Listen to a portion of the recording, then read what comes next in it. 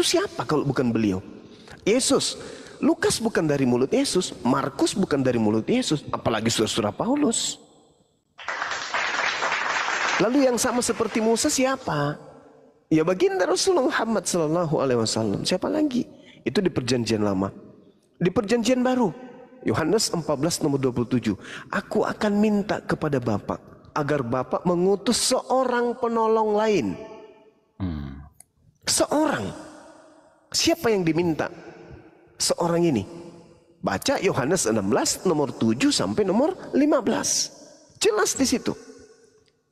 Beliau adalah baginda Rasulullah Muhammad SAW.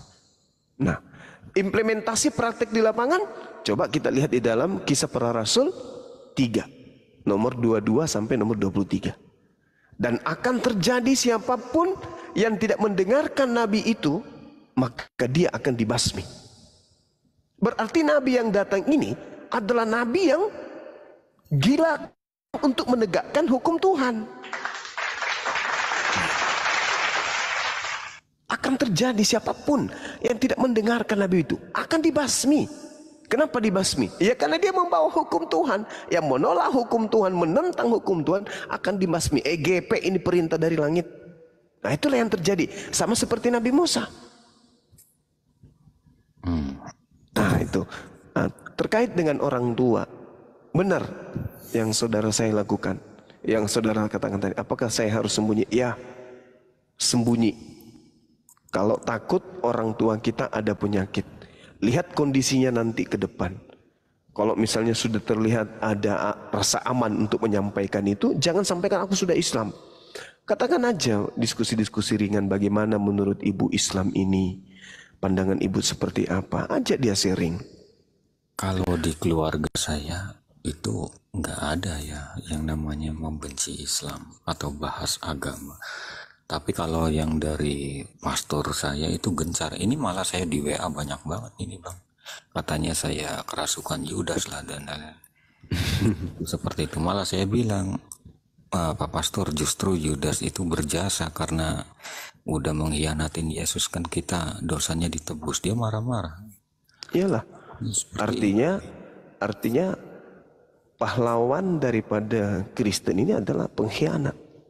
Jadi saya itu mempelajari Islam Bang Zuma itu gara-gara teman saya yang satu pondok itu berdiskusi kecil. Dia selama ini nggak pernah diskusi agama. Hanya ketika saya merayakan hari kematian Yesus Kristus, dia mengadakan diskusi dengan saya itu pribadi.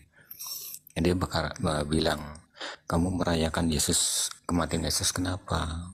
Ya karena dia wafat demi dosa-dosa umat Kristen, saya bilang gitu.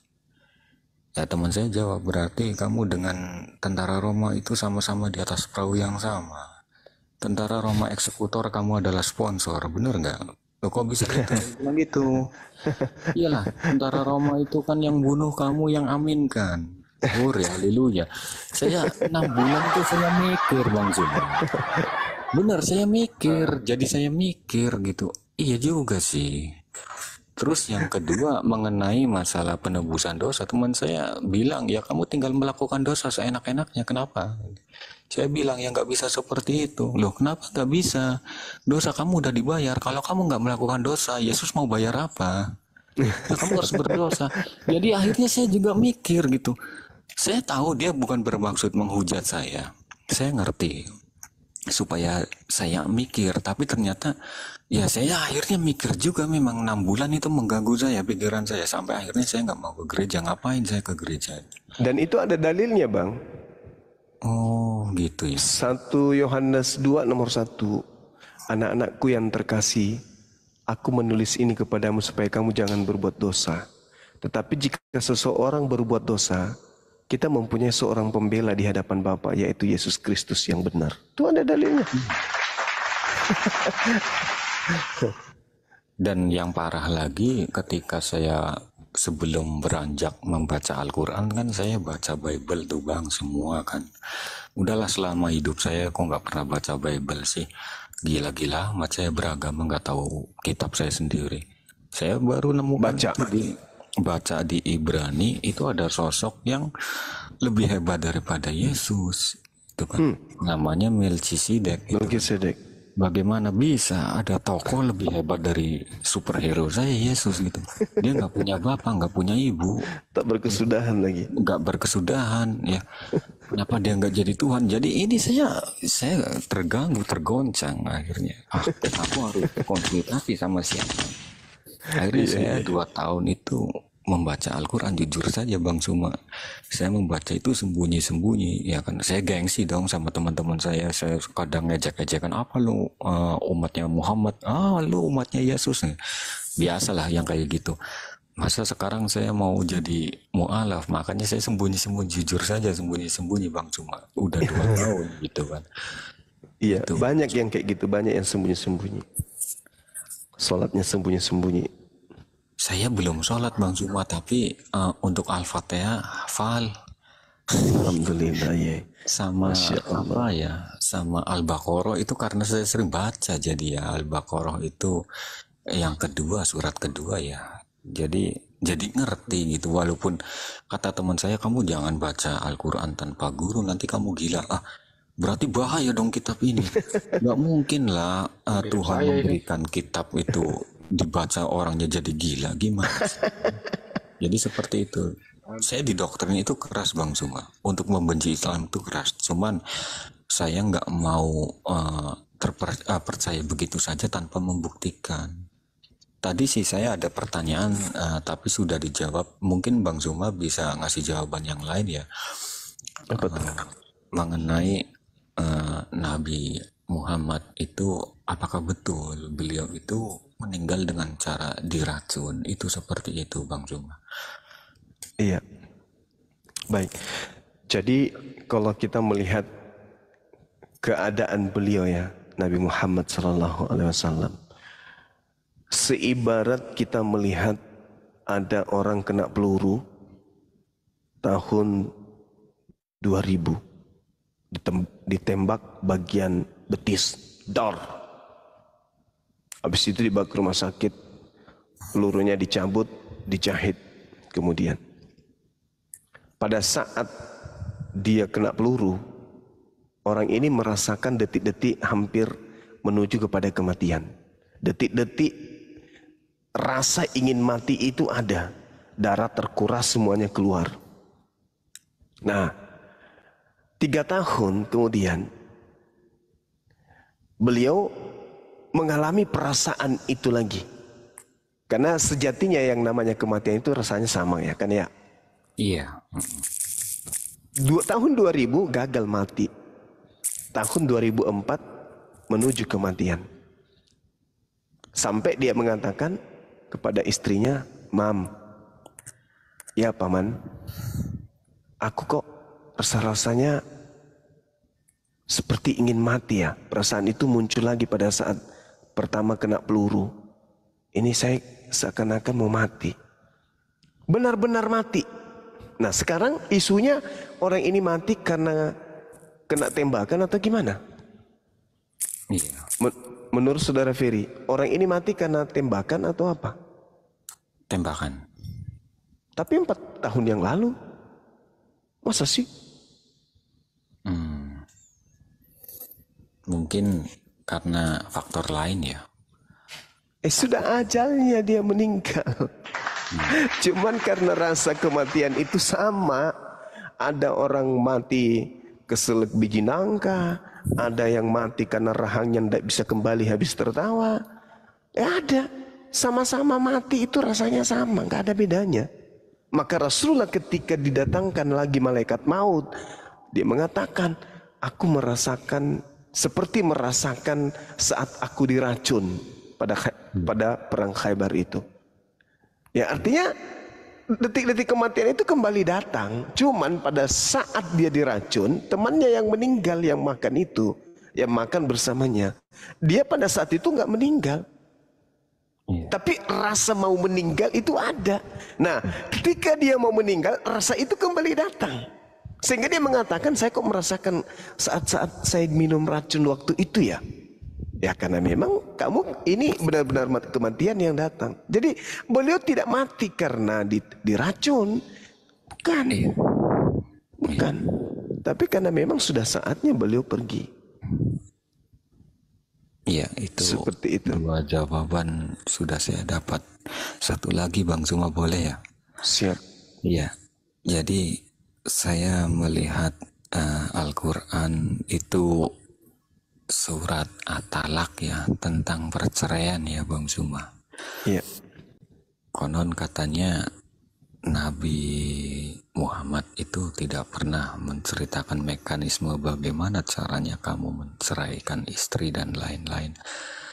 Tapi itu perintah dari Allah langsung menjelaskan mekanismenya. Karena kata teman saya yang di pondok itu memberitahu, kalau Nabi yang memberitahu berarti itu Nabi memberikan suri toladan menceraikan istrinya. Itu seperti itu. Tapi pada suatu hadis saya membaca Nabi Muhammad itu berkata, apabila istri kamu selingkuh dan lain-lain, maka ceraikanlah. Ini bukannya kontradiksi Bang Zuma.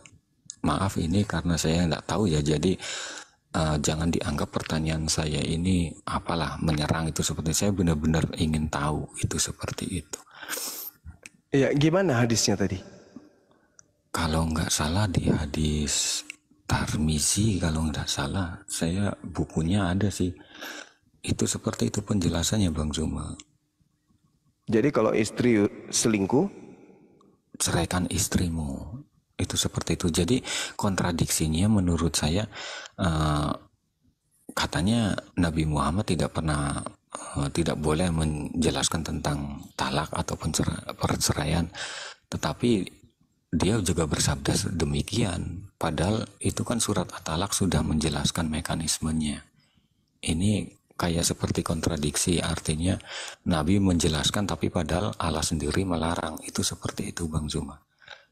iya. Barangkali saya salah paham ya, maksudnya ini saya ingin tanya itu. Yang saya tahu Rasulullah pernah menasihatkan dan menyampaikan bahwasanya perbuatan yang tidak haram, yang dibenci oleh Allah itu adalah bercerai. Itu pernah disampaikan oleh Rasulullah. Artinya gini, ketika kemudian ada seorang suami mengetahui istrinya itu selingkuh misalnya, ya kan ya, Iya. apakah boleh diceraikan? Boleh.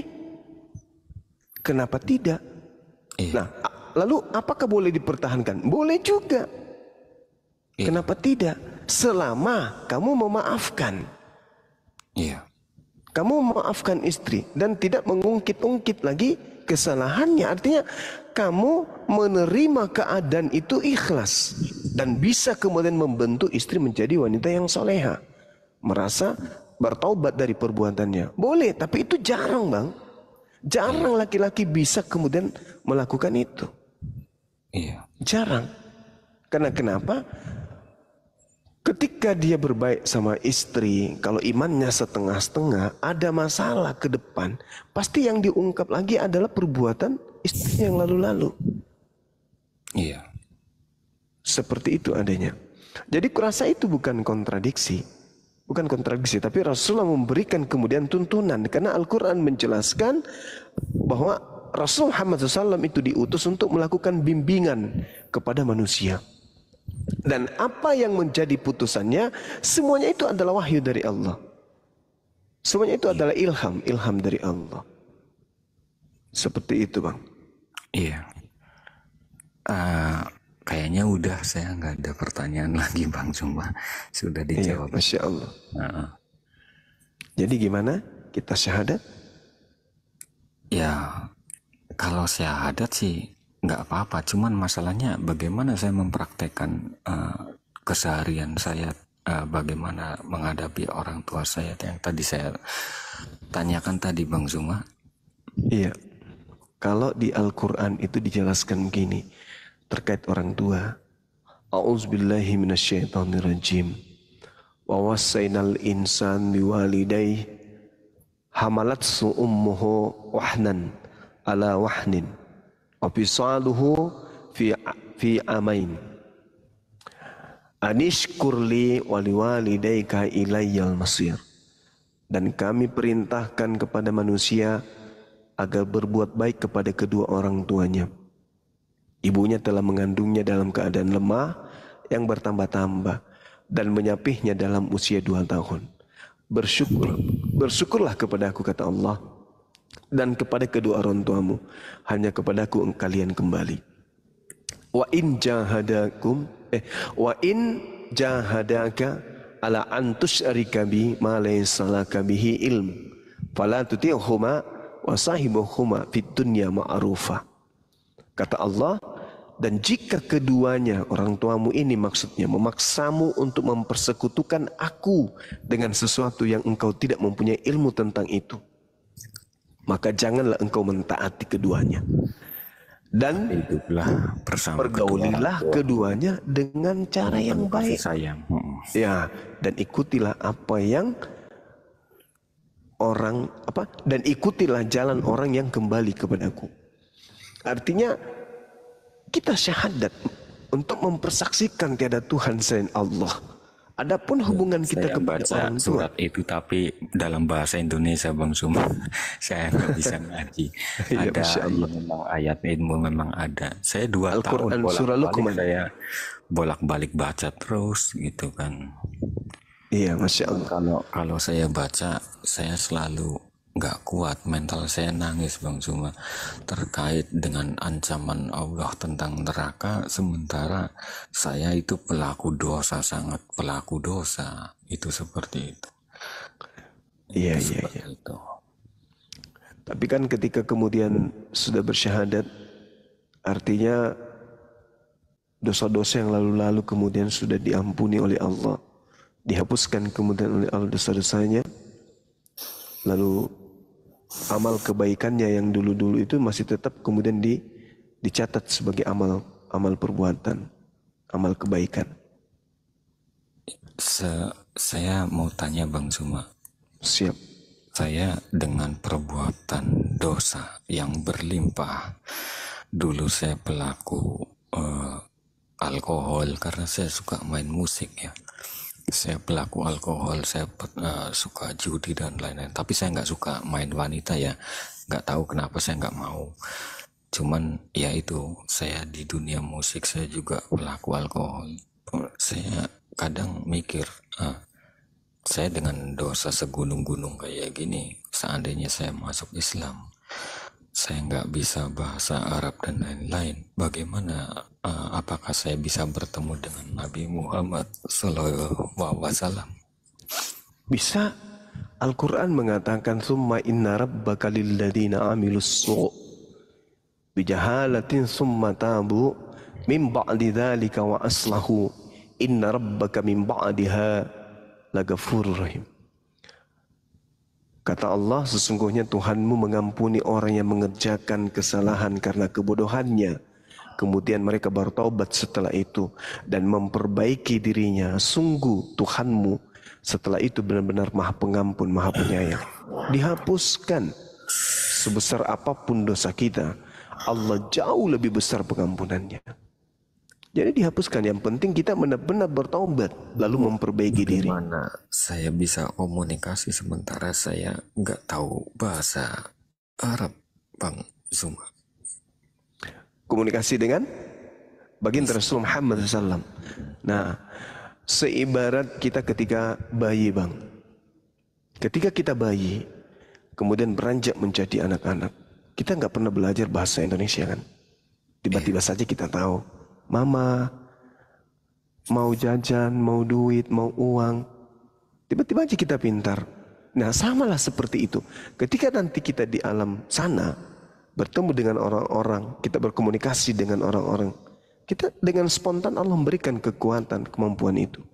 Sama ketika di dunia, tiba-tiba saja kita belajar bisa bahasa Indonesia, bisa bahasa daerah, tanpa kita pelajari terlebih dahulu. Kita nggak bisu masuk kelas, habis itu diajarin berkata A, B, nggak ada. Tiba-tiba aja kita bisa. Seperti itu, Bang.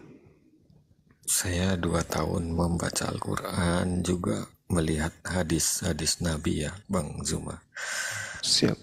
Saya setiap mendengar tentang Nabi Muhammad, nggak tahu saya pasti pengen nangis Bang Zuma. Allahu Akbar, Masya Allah. Nggak tahu kenapa. Walaupun saya nggak kenal, walaupun saya nggak ngerti siapa ini orang, tapi nggak tahu kenapa setiap saya dijelaskan tentang seperti itu, saya suka menangis Bang Zuma. Ini saya benar-benar demi Tuhan saya nggak kuat sebenarnya. Nggak tahu kenapa itu seperti itu Bang. Makanya saya ingin meyakinkan diri saya sendiri, konsultasi dengan Bang Zuma. Apakah benar-benar beliau seorang nabi ataukah benar-benar dia sudah dituliskan, dinubuatkan di perjanjian lama dan baru? Itu seperti itu. Itu sudah nubuatannya itu banyak. Iya, tadi sudah Banyak. dijawab sama Iya. Bang Zuma. Iya, Masya Allah. Ya, jadi yang saudara butuhkan itu tinggal syahadat aja. Syahadat, habis itu belajar Islam, perdalam Islam.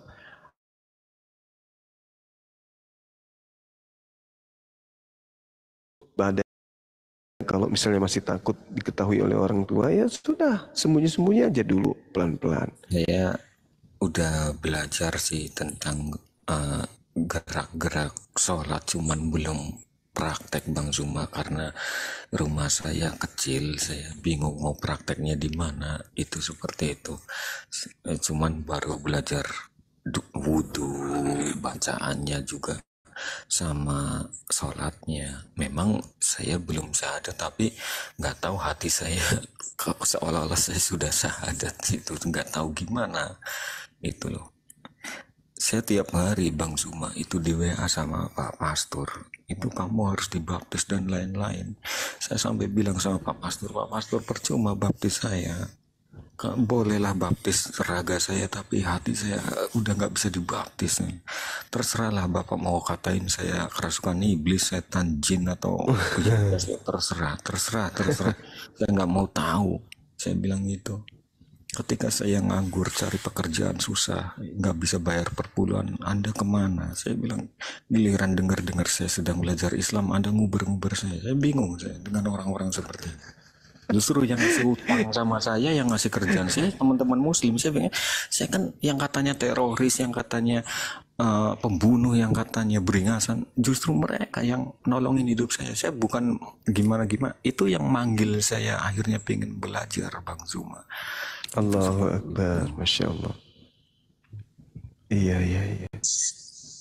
Karena memang pada hakikatnya Islam itu rahmatan lil alamin. Ya, berkasih sayang dengan alam semesta, itu dia. Jadi Islam itu datang untuk pemeluknya itu berkasih sayang dengan alam ini, bukan membenci. Tak ada di Islam itu ajaran benci, nggak ada. Tak ada di Islam bencilah orang, nggak ada. Ini jadi kalau saya syahadat gimana Bang Zuma? Ya syahadatnya kita bimbing di sini. Nanti mungkin Iya, ada tadi yang bisa katanya mendoakan. saya diminta KTP dan lain-lain mau di-share, itu nggak apa-apa gitu. Saya Enggak. takut sih. Ini saya aja diserang banyak banget WA Bang Zuma, gara-gara tadi saya ditanya nomor WA, saya ngomong aja terocos nomor saya, nggak taunya saya dibom balik. Ini banyak banget, nggak tahu. Aduh, gimana? Iya, Kalau itu ini saran saya buat teman-teman Katolik ya atau Kristen ya, kalau diskusi yang jujur lah, jangan gila-gila banget lah ya. Kalau nggak tahu mending diem gitu. Saran saya seperti itu ya, diselidikin dulu berita kebenarannya. Itu seperti itu. Janganlah termakan propaganda. Saya tahu saya dipropaganda, saya didoktrin itu sangat keji sekali. Itu seperti itu Bang. iya. KTP-nya mungkin bisa dikirim ke Bang Handi atau ke Bang Maksud Dewa. saya gini Bang Zuma, Siap. nomor WA siapa gitu, wakil lah, perwakilan, nanti saya Iya, kirim kirim. aja. Kalau mau syahadat di sini suara aja nggak masalah kan Bang Zuma, itu kan Iya, seperti itu. nggak apa-apa. Tapi KTP-nya bisa nggak malam ini dikirim ke WA? Saya jujur saja saya gaptek masalah masalah TikTok ya. Nanti habis syahadat saya buka WA deh, saya dikeluarin saja dari grup ini, nanti saya kirim ke WA siapa gitu. Tadi nomor WA saya udah disimpan sama Mbak siapa tadi itu yang di grup itu ya. Lupa saya. Yang di grup ini yang sebelum. Bang Handi monitor nggak ini? Atau hostnya, host? Monitor. Ya, minta nomor HP-nya Bang. Ya. Minta tolong ke beliau biar dikirim KTP. Ya, 0813 Iya. 0813 9233 08139233 iya. tambah 7800 Ulangi Bang, 0813 ditambah 9233 diulangi dari pertama 0813 Iya. ditambah 9233 ditambah 7800 9200 78 0813 itu di bawah tuh Mas, dibaca tuh itu di bawah. Ulang berkali-kali kena peringatan nanti. Itu di bawah tuh ada tuh. 0813 9233 7800. Iya. Iya. Nama siapa ini Mas? Siapa ini? Andi itu nama saya itu. Mas Andi ya. Iya. Kirim aja KTP-nya kemari. Ya tapi saya harus keluar dulu berarti dari ini ya, dari TikTok. Apa syahadat dulu gimana? Syahadat dulu Bang, syahadat aja dulu. Ya nggak bisa soalnya kalau udah keluar dari TikTok tadi aja. Ya syahadat aja dulu Bang. Abang syahadat aja dulu, dibimbing oleh Bang Zuma. Nanti setelah itu baru abang kirim KTP ke Bang Handi begitu Bang. Tapi KTP-nya nggak buat itu ya, nggak buat pinjol ya. Enggak. Aman insyaallah. Ini Kak, kalau di Apologet Islam Indonesia itu persyaratannya Bang, ada kan seorang laki-laki ya. Kita ini yayasan loh.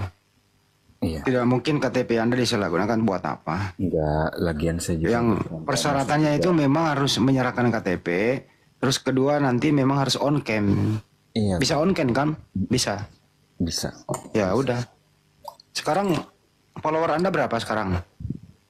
Nggak tahu bang, saya nggak ngerti bang. Nggak ngerti. Bisa kan Bang? Baru 280-an. Belum bisa. Gini saja, paling gampang WA video call juga nggak masalah kan mungkin. Nggak bisa Mas. Harus disaksikan semua orang di sini. Oh, itu gimana ini caranya? Nah, di Iya, sini tambahin followersnya ya. di follow dulu Follow teman. ya. 4.500 manusia di bawah kawan-kawan. Di follow Bang Ferry ya. Di follow teman-teman. Follow. Kirain kalau di WA gitu terus nanti gampang di video gitu nggak bisa ya? Ya nggak bisa. Kan kalau begitu cuma berdua. Di sini banyak harus ada yang menyaksikan. Oh. Persyaratannya kayak gitu. Nah 700 sudah 700. Lagi teman-teman. Di follow lagi. 4.000. Sambil WA bisa kok. Anda bisa back di situ, nggak usah keluar TikTok. Anda bisa kirim KTP Anda ke saya tanpa keluar TikTok, bisa kok itu. 874. Lagi teman-teman.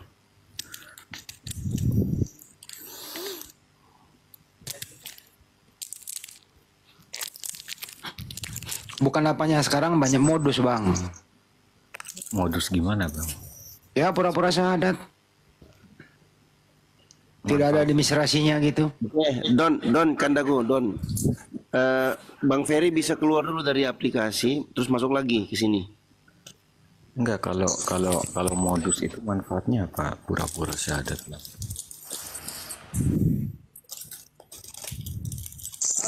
Bang Ferry izin, saya moderator di sini.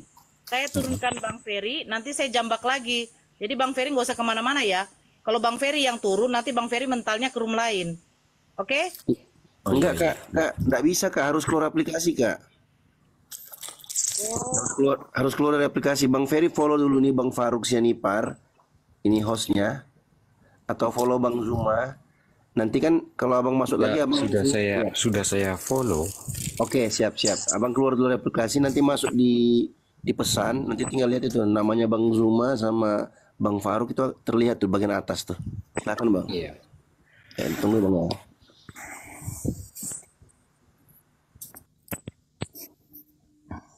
Ya, silakan turun abangku. Gimana turunnya? Saya nggak tahu caranya turun. Biasanya diturunin tadi. Oke, Pencet back, gini pencet. Bang, saya turunkan abang, tapi nanti abang keluar dari aplikasi dulu ya. Ngerti kan Bang? Iya. Nah, nanti baru masuk lagi, nanti langsung kelihatan kok siapa-siapa yang aktif. Iya. Kirim KTP-nya dulu kalau mau. Oke, waktu diturunkan abang langsung aja kirim foto KTP-nya sama Bang Handi. Gimana? Ya? Oke. Iya. Ke nomor tadi ya. Nanti yang kirim tadi permintaan saya catat. naik ya Bang ya. Iya. Oke, yuk. Saya turunkan ya Bang. Iya. Oke.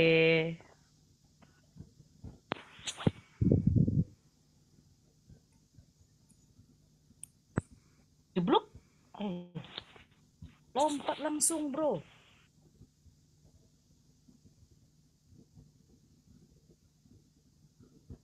Pada diam semua. Monitor. Kok hawa-hawa panas ya di bawah, panas banget ya di bawah ya. Kayaknya di bawah tuh AC-nya kurang kencang kayaknya. Udah saya sewain murah gratis, nggak ada yang mau nyewa lagi ya. Bang.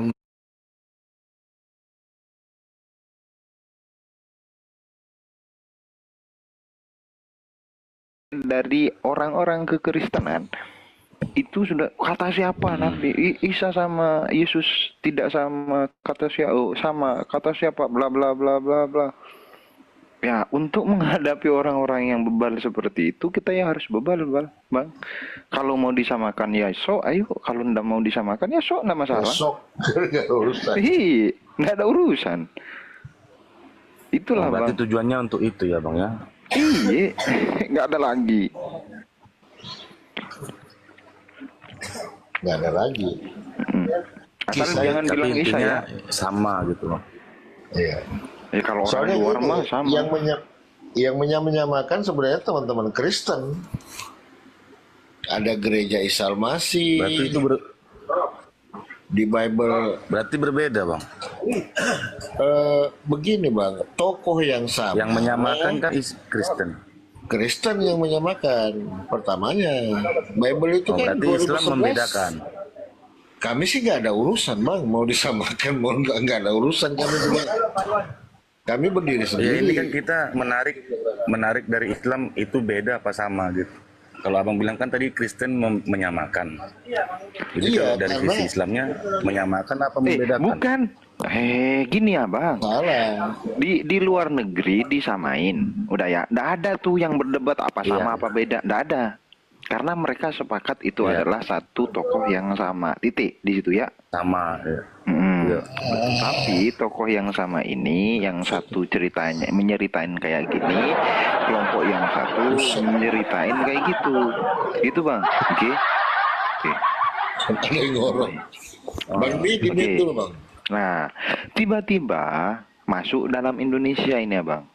Nah, di dalam Indonesia banyak tuh awalnya ya pakai Isa Al-Masih, kenaikan Isa Al-Masih, gereja Isa Al-Masih, nyamain tuh awalnya mereka tuh. Tiba-tiba ketika mereka sudah terpojok banyak orang malah mungkin ya aku nggak tahu kenapa ya banyak orang yang goncang nih kok sama Isa Al-Masih. Salah satu orang yang kutemui berkata gini Bang, aku tahu Isa Al-Masih dengan Yesus itu sama karena di dalam kitabku dulunya Isa Al-Masih. Tiba-tiba ada yang namanya kitab Perjanjian Baru dari LAI, terjemahan baru bilang itu adalah Yesus Kristus. Kenapa Tuhan namanya berbeda-beda? Akhirnya pindah tuh ke Islam karena dia cinta dengan Isa Al-Masih. Di dalam Islam Isa Al-Masih nggak pernah berubah. Nah, banyak mungkin yang orang Kalau di seperti teks originalnya Bang itu Isa apa Yesus Bang? teks original itu yang mana Bang? Nggak ada teks original yang original banget. Yang punya Yunani punya yang Emang Yesus pakai bahasa Yunani ketika ngajar Bang? Itu namanya dari segi nama. Kalau dari segi nama ketika dia pengajarannya di Yerusalem namanya Iso. Iso. di Arab jadi Isa, Aisyah itu. Saya mau bertanya sama Bang Papa Muda nih. Habis itu Tapi memang rancu bang, Bible itu rancu karena Iya. berubah-ubah, ya kan kayak ini kan, tapi kecil ini ya. Iya, berubah-ubah. Selebar ini Isa Al-Masih ya. Tuh di atas Isa Al-Masih semua ini di atas ini. Ini Bible ini. Yohanes 17:3 ini. Ini Isa Al-Masih tuh. Coba tapi kecil ya. Nah, tuh. Tuh, saya besarin aja ya, saya besarin bang ya. Ini revisi bang ya. Bukan revisi bang. Jadi gini, di dalam Indonesia itu ada beberapa perusahaan yang mencetak Al-Quran, Al-Quran pula yang mencetak Bible, menerbitkan terjemahan Bible. Yang paling terkenal itu dari dua bang. Satu dari LAI, kedua dari PLT, Indonesia Translation. Apa itu? Indonesia. Itulah ILT bang. Indonesia Literal Translation. Nah itu benar, ILT. Itu dari Yayasan Lentera Rohani kalau tidak salah. Nah itu Isa Al-Masih. Tiba-tiba ada Isa Al-Masih.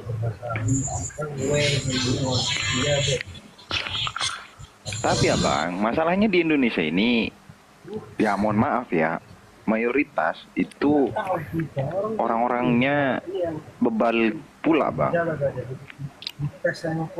Mereka sama-sama, iya mereka sama-sama kekeh dengan terjemahannya masing-masing dan menganggap terjemahan yang lain itu salah. Padahal itu adalah terjemahan toh. Bahkan orang yang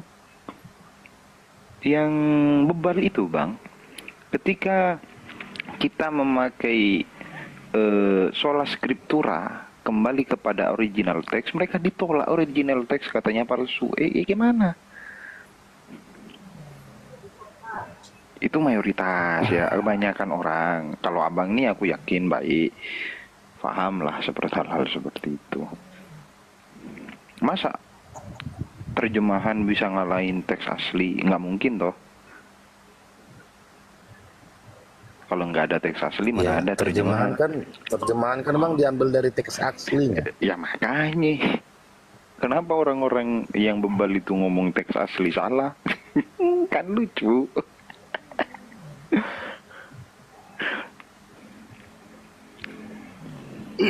Makanya memang Bible diubah-ubah bang, diubah-ubah. Jadi kayak gimana ya? Kayak mainan firman Tuhan itu sesuai kebutuhan. Abang kalau baca TB2 ini Galatia 3:13 bukan digantung di kayu salib lagi, tapi digantung di tiang kayu. Hilang pula itu kayu salibnya. Di tiang kayu. Iya. Kristus telah menebus kita dari kutuk hukum Taurat dengan jalan menjadi kutuk. Sebab ada tertulis, terkutuklah orang yang digantung di tiang kayu. Bukan salib lagi. ya. Ini ada ini. Bang Alex, monitor Bang Alex. Bang Alex. Iya, selamat malam. Iya, malam Bang Alex, malam. Bang Black, monitor Bang Black. Siap. Bang Black. Iya. Bang Black March. Bang Black. Siap monitor. Ini Bang Alex namanya Bang Black juga ya? Enggak, aku Alek aja sih. Oh, enggak, itu sana di sampingnya Bang Madu ada namanya Bang Black March. Itu saya sapa itu. Oh, yang disapa siapa? Yang nyaut siapa? Ya, Bang Black, monitor Bang Black. Oke, kita turunin Bang Black ya. Izin. Lanjut. Iya, jadi gitu bang Papa. Jadi agak sulit kita bagaimana kita meyakini sebuah kitab suci yang berubah-ubah gitu. Gimana itu bang? Kalau saya sih Di situ aja sih kebenaran itu. Bang Alex, saya izin mute dulu Bang Alex ya. Noise-nya di tempatnya Bang Alex noise. Saya mute dulu. Lanjut Bang Bapak.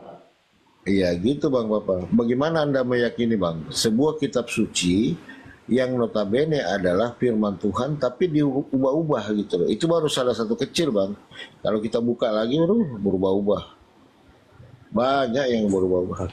Sebenarnya kalau kita mau bahas lebih detail Bang Palopo ya. Iya. Kalau kita mau bahas lebih detail Bang Bapak ya. Kalau saya bilang gini, apakah kitab suci bisa diubah? Tidak bisa. Karena firman Tuhan. Apakah firman Tuhan bisa diubah? Nggak bisa.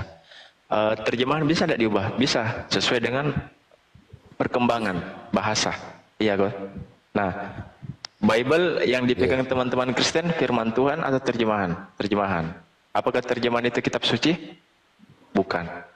Apakah kitab suci bisa diubah? Nggak bisa. Firman Tuhan bisa tidak diubah? Nggak bisa. Nah, Bible teman-teman Kristen bisa tidak diubah? Bisa. Apakah kitab suci? Tidak. Ah itu. Bingung kan?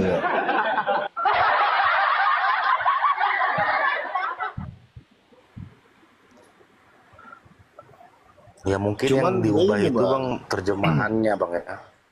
Iya, cuman begini, apa diubah itu maknanya yang bergeser gitu loh. Berubah. Teks aslinya Berubah juga, maknanya. teks naskah asli juga berubah. Ya Bang. kembali ke original teksnya aja lagi Bang gitu. Original teks masih banyak Yang- berubah yang- Bang. Banyak berubah original teks, ayat Banyak berubah. ayat yang beranak ada, ayat yang sisipan ada. Masa ayat sisipan? Ketika dilihat sejarahnya, ayat ini yang disisipkan itu tidak ditemukan di naskah-naskah yang tua. Dilihat tuh naskah tuanya. Apakah ada tersobek atau kayak mana? Ternyata tidak, Bang. Ternyata memang dia itu naskah utuh dan tidak memuat naskah itu. Kok bisa kayak gitu? Nah makanya kembali lagi ke topik awal. Kenapa apa yang namanya? Kenapa tidak kembali ke teks original aja kekristenan? Nggak bisa, karena terlalu banyak variasi Bang di sana. Itu. Lanjut Bang Balopo. Iya, memang agak sulit. Nah, apakah ini yang kita yakini, Bang? Apakah artinya kan gini, Bang? Ini kan soal iman nggak main-main, Bang. Apalagi Papa ini kan, Papa siapa dia? Ada anak, ada istri. Ketika kita salah, Bangku, waduh, kekal kita, Bang. Kekal kita. Nah, kita memilih itu harus hati-hati, Bang. Saya bukannya terlahir dari Islam, saya Islam sekarang, tapi saya belajar, Bang. Saya belajar kan, oh iya kebenaran ini seperti ini, seperti begitu Bang. Saya baca Bible, saya rajin juga baca Bible Bang. Kalau yang sebelah sih yang kayak Hindu saya nggak, itulah ya kan. Apalagi Buddha semua, nggak ada Tuhan, nggak saya pernah. Antara ini aja nih, antara Torah, Bible, PL ya, PB dengan Al-Quran. Itu kita banding Bang, yang mana? Kalau saya baca PL Bang, saya nggak yakin itu firman Tuhan di situ ada buana, ada peler, ada nggak saya yakin itu. Masa Tuhan berkata sundal sandal sundul nggak? Kalau saya sebagai pakai akal Bang ya, nah, saya kaji lagi di Bible. Di Bible itu kontradiksi banyak. Belum dari penyaliban, belum dari firman, macam-macam lah kontra. Saya coba gali Al-Quran, Al-Quran begitu indah bahasanya, begitu santun bahasa Al-Quran. Nah, nggak ada yang salah. Baik dia menceritakan tentang yang akan datang, betul terjadi. Ada Al-Quran menceritakan akan ada api di dasar lautan, sungai di dasar lautan, betul ada timbul kan. Ada laut yang terpisah dengan air tawar, betul ada. Terus apalagi kita mau dustakan kan? Dia menceritakan hal yang ke depan aja udah benar, apalagi yang di belakang Bang, sejarah. Begitu aja kalau saya. Karena sejarah itu bisa dibelokkan Bang. Bagaimana tentang hal yang akan datang? Nggak bisa. Al-Quran bercerita 1000 sekian ratus tahun yang lalu bahwa akan ada nanti sungai dan laut yang tidak menyatu. Bukti ada. Ini kalau bukan dari perkataan. Tapi yang menemukan Bang orang di luar Islam semua ya Bang ya. Iya. Nggak masalah. Nggak masalah. Itu bukan itu. Padahal petunjuk itu sudah diberikan jauh kepada Islam gitu ya. Nah, Tapi yang masalahnya menemukan bukan malah di luar Islam gitu. Nah, di sini Bang, uninya di sini. Karena apa? Orang yang menemukan itu belum tentu menjadi pemilik benda temuan itu, gitu Bang. Misalnya Iya, dompetku jatuh, abang yang nemuin, apakah itu jadi dompet abang? Ya enggak toh, tetap dompet saya. Iya, bedanya kan petunjuk itu sudah jauh ada di ajaran Islam gitu. Tapi kenapa yang mengetahui lebih dahulu itu di luar Islam begitu? Banyak Bang, bukan hanya di luar Islam. hanya Ini itu abang, aja, dulu Bang. itu dulu itu ada namanya Baitul Izzah. Budaya menulis itu dulu dilestarikan oleh Islam Bang. Ada perpustakaan sendiri itu. Nah, itu hancur ketika perang salib. Bahkan kitab-kitabnya dulu itu dibuat orang-orang untuk menyeberang sungai, dijadikan jembatan itu Bang, karena sudah terdesak pada waktu itu. Nah, di situ banyak tuh naskah-naskahnya orang Islam tuh di situ. Contoh yang sekarang dikatakan sebagai bapak bedah dunia, Ibnu Sina. Itu dari agama apa? Agama Islam. Iya. Berarti ada banyak juga penemu dari itu Islam Bang ya? Banyak. Dasarnya Al-Quran, Bang. Aljabar itu dari mana? Perhitungan. Ya. Itu kan dasarnya dari angka, dari Aljabar. Semua teknologi dasarnya dari Aljabar. Itu yang nemu Islam tuh Bang. Iya, Al-Quran. Orang Islam yang nemuin. Kalau saya sih nggak permasalahkan dia mau Islam apa enggak kan. Yang penting Al-Quran sudah menceritakan akan ada begini, siapa pun yang temukan bukan masalah itu. Ya kan umat Islam udah membaca itu jauh-jauh hari, udah ditunjukkan kepada umat Islam tentang itu gitu. Lebih tepatnya yang menemukan itu kita yang membuktikan mereka gitu Bang. Iya, gitu aja sih Bang. Iya. Ngapain benda penting itu siapa yang mau temukan? Nggak penting. Yang penting itu yang punya gitu. Iya. Yang punya siapa Bang? Kita, umat Islam gitu ya Bang? Iya, pada nyatanya seperti itu Bang. Ada nggak naskah yang lebih tua daripada Al-Quran menyebutkan hal-hal yang seperti itu? Wah, ayo coba. Itu sudah tantangan dari dulu Bang Balowi. Iya. Gak usah jauh-jauh Bang. Ketika Al-Quran menceritakan bahwa akan ada api di dasar lautan, kaum kafir itu ketawa loh. Mana ada bisa kita api di air. Ternyata muncul. Dari mana Nabi Muhammad tahu itu Bang? Orang dia nggak pernah ke laut.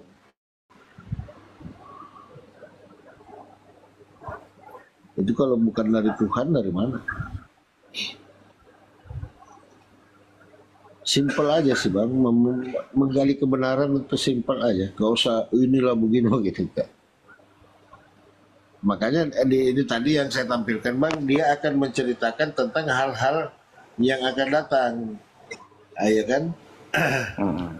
Oh. Nih. Ia akan memuliakan aku sebab ia akan memberitakan hal-hal yang akan datang. Ini sambungannya di bawah ya. Abang bacanya Yohanes 16 ini.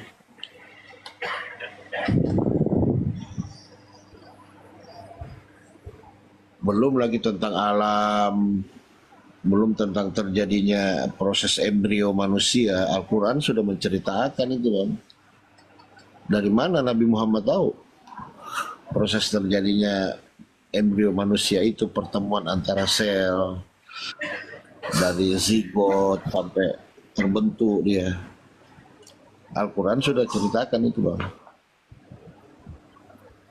Dibentuknya tulang dulu, lalu dibungkusnya dengan kulit. Sudah diceritakan sama Al-Quran itu Bang. Nah itulah yang dipakai kedokteran sekarang.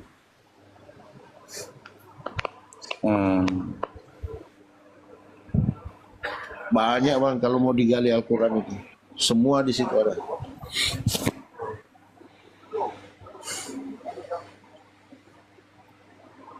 Oh berarti di topik yang kutanyakan tadi kan Bang, berarti kalau kita mengikuti Isa itu salah Bang ya? Iya kan bukan zamannya lagi Bang, sudah selesai dia. Kuotanya sudah habis, kloternya sudah habis. Nabi Musa dengan kaumnya, Tapi Nabi Zabur, Musa masih Daud. diikuti kaumnya Bang. Nabi Musa masih diikuti kaumnya. Makanya Yahudi. tegar tengku, Bang. Makanya tegar tengku dia. Mereka nggak menjurus Makanya ke sampai Nabi sekarang nggak Muhammad. ada selesainya itu. Mm-mm. Jangankan Nabi Muhammad, Nabi Isa aja ditolak sama dia, orang digantung sama dia. Apalagi Nabi Muhammad. Simpel aja sih, Bang. Iya, simpel aja gini, Bang. Nabi Isa itu dulu sifatnya itu lokal cuma, dan ada temponya, temporer. Lokal dan temporer.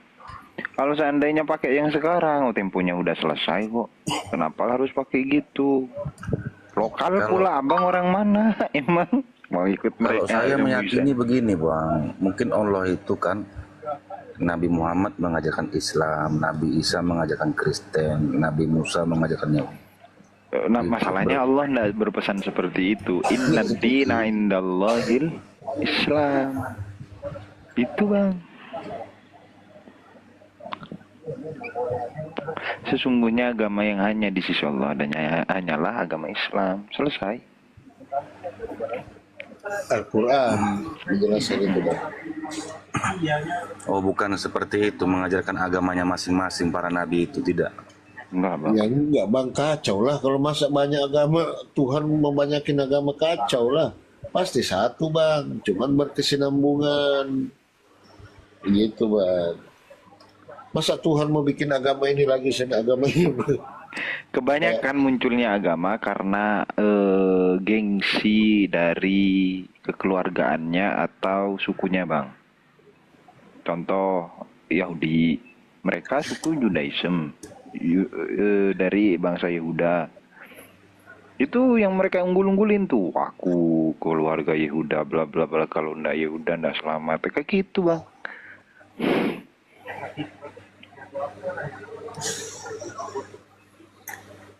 Satu-satunya agama yang tidak menganggap kesukuan cuma Islam sih.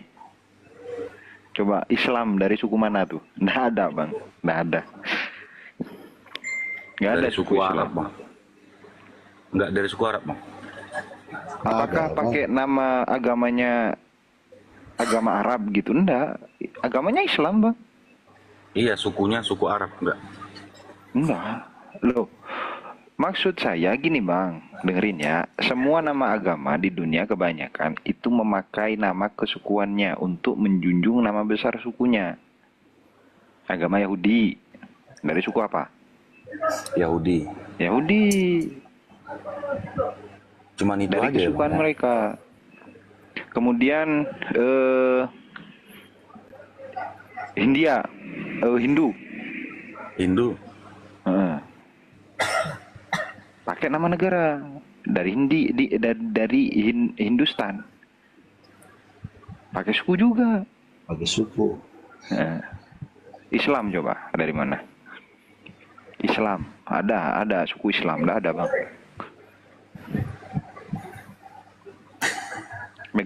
Negara Islam itu di mana tempat aja, di mana tuh negaranya? Nabi Muhammad bukan Islam namanya, negara Arab.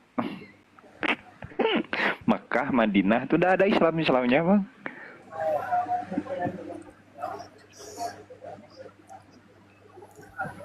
Enggak dibilang agama Arab Bang ya, agama Islam ya. Iya enggak lah. Ya enggak lah.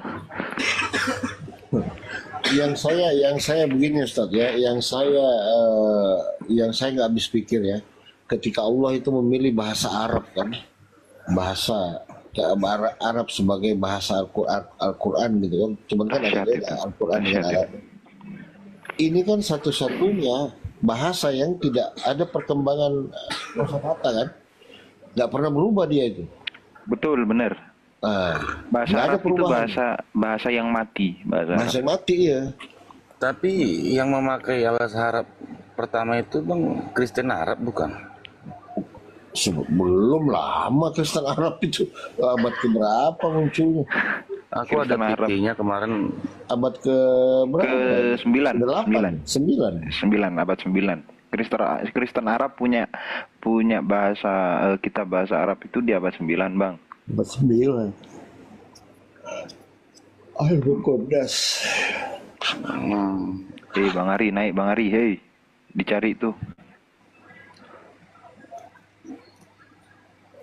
Intinya gitu aja Bang, kebenaran itu sangat mudah. Kalau Islam itu nggak benar Bang, nggak mungkin itu Jazirah Arab bisa ngikut semua Bang. Jazirah Arab itu kan keras itu, kaum kafir Quraisy, wis ngeri, perang antara suku di sana kan dulu begitu ya, antara suku, dewa-dewa mereka kan, jadi kelompok-kelompok kan itu masyarakat itu. Akhirnya datanglah Nabi Muhammad menyatukan itu, bayangin Bang, bisa dikuasain loh Jazirah Arab itu. Kalau akhlak beliau dan ajaran Islam ini nggak benar, pasti udah ditolak Al-Quran itu. Mereka pintar bahasa Arab semua kan, nggak sama kita, nggak tahu bahasa Arab mau protes Al-Quran. Nah ini lucu. Mereka itu kan kaum kafir Quraisy itu kan orang-orang Arab. Kalau ada kesalahan dalam Al-Quran, pasti udah diprotes sama mereka kan. Buktinya enggak, dikuasailah Jazirah Arab. Nah, coba Yesus Bang, di tempat kelahirannya, bagaimana? Nggak ada yang percaya. Tapi ada juga Kristen di situ, Bang. Ya, cuman sekian persen. 25. Zaman itu kan nggak ada, ditolak kan. Betul. Nah, Kristen lahir di luar Seriwil itu, dia lahir di itu kan, di Antioquia kan, bukan di. Iya, satu-satunya agama yang keluar dari negara sang pendirinya, satunya katanya orang ya, dari pengikut yang diikutinya, ya kayaknya Kristen sih Bang.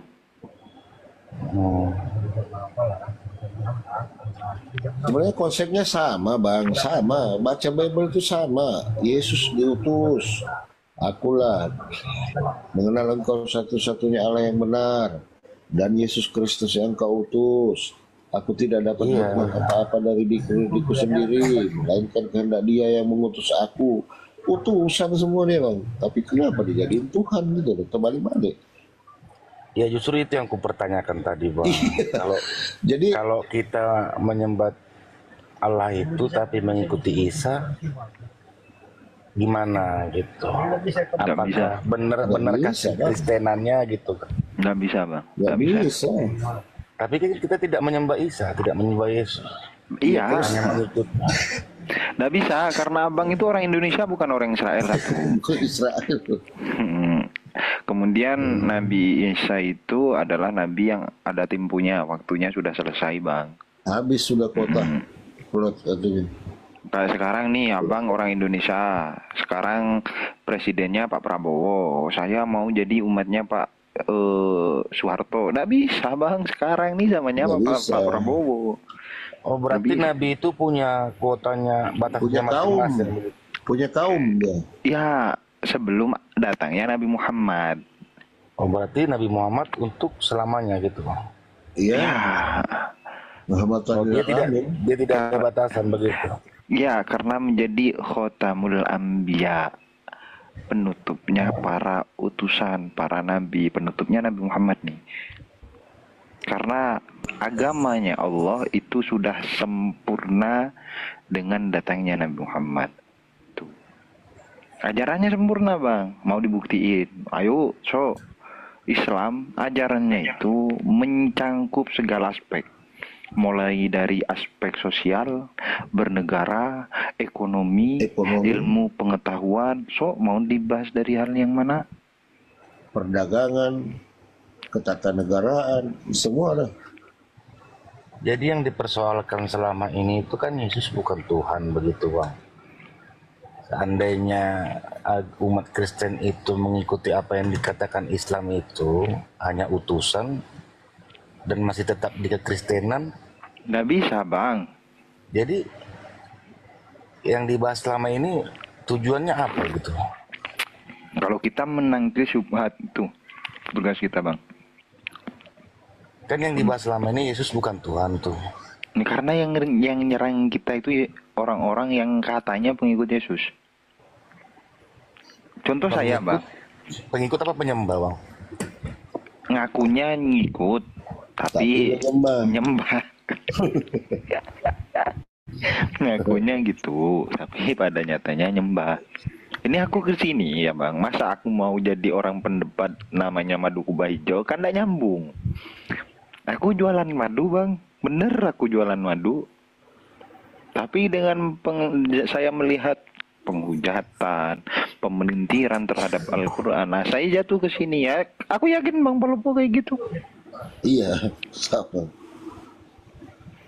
Iya kan selama ini yang diperdebatkan itu kan Yesus itu bukan Tuhan. Seandainya yang abang bilang itu benar dan Kristen tidak menyembah Yesus lagi, apa itu sudah benar begitu?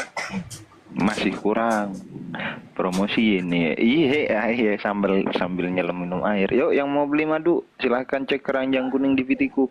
Itu ya. Oh berarti ya, tujuannya memang harus, tujuan intinya itu memang harus mengikuti Muhammad gitu, untuk membahas Yesus bukan Tuhan tadi gitu. Harus, Bang. Karena mengikuti Muhammad meyakini Yesus sebagai Rasul. Berarti tujuan yang diperdebatkan selama ini Yesus bukan Tuhan itu ujungnya untuk mengikuti Muhammad, begitu, bukan untuk memperbaiki pikiran yang salah tadi gitu, bukan? Nah, pemahaman yang keliru. Kita kan saling mengingatkan, saudaraku ya. Masa saudara saya sudah mau ada di ujung jurang situ, saya dorong ke sana, saya bilang, jangan bro, itu jurang, sini ikut saya nih. Nah, kan gitu. Begitu. Yang diperdebatkan selama ini kan Bang, Yesus bukan Tuhan.